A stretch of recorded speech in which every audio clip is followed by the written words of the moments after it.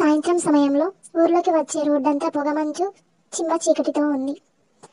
జీప్లో Arjun camera పట్టుకొని వస్తున్నాడు.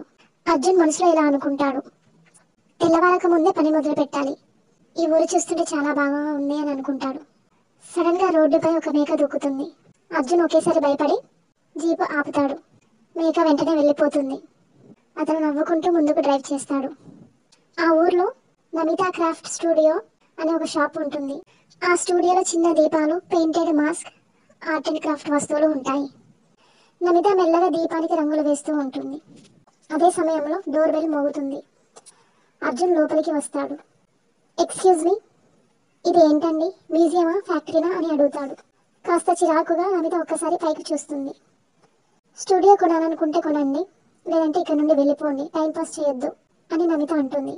అర్జున్ అక్కడ ఉన్న ఏదో ఒక లాంతర్ని ఎత్తి చూస్తుండగా అది చేతిలోంచి జారి పగిలిపోతుంది. నమిత అరుస్తూ, అరే అది నా హ్యాండ్ మేడ్ పీస్, 3 రోజులు పడుతుంది అది రెడీ చేయాలంటే అని అంటుంది. అప్పుడు అర్జున్, అబ్బా 3 రోజులు పట్టేలాగా లేదేది రెడీ చేయాలంటే అని అంటాడు. సరేలే సారీ అని చెప్తాడు.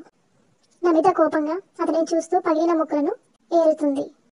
సారీతో అన్నీ సరిపోతాయా, ఇదే నా జీవనం అని నమిత అంటుంది. ఇంత కోపం ఎందుకబ్బా అని అర్జున్ అంటాడు.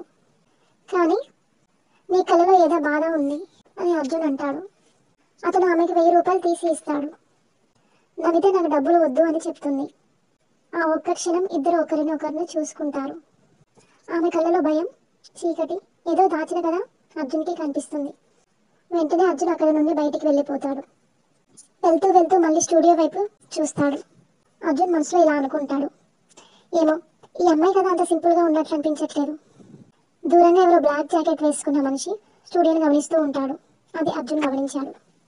ఆ రోజు రాత్రి అర్జున్ కెమెరాతో ఫోటోలు తీస్తూ తిరుగుతున్నాడు. ఒక వెలుగు కనిపిస్తుంది. అది నమిత స్టూడియో లైట్. అతని దగ్గరికి వెళ్ళి చూస్తాడు. నమిత లైట్ ఆఫ్ చేస్తూ బయటకు వస్తుంది. ఇంకోసారి సారీ చెప్పడానికి వచ్చానని అర్జున్ అంటాడు. నమిత అప్పుడు, ఇది నా వ్యక్తిగత టైం, వెళ్ళండి అని చెప్తుంది. వాళ్ళిద్దరూ నడుస్తూ ఒకే దారి వైపు వెళ్తూ ఉంటారు. అర్జున్ నమితతో ఇలా అంటాడు, మీరు ఎందుకు ఎవరితో కలవరు, ఒంటరిగా ఎందుకు ఉంటారని అడుగుతాడు. నమిత నిశ్శబ్దంగా ఉంటుంది.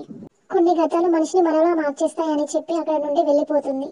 అర్జున్ నమితని చూస్తూ ఉంటాడు. ఆమె వెళ్తుంటే దూరం నుండి ఓ నీడ ఆమెను చూస్తూనే ఉంటుంది.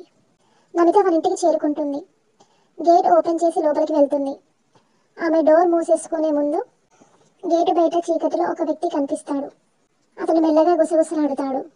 నువ్వు తప్పించుకున్నావనుకున్నావా, ఇది ఆరంభం మాత్రమే అని చెప్పి వెళ్ళిపోతాడు. ఆమె వెంటనే భయంతో వెనుకకి చూస్తుంది.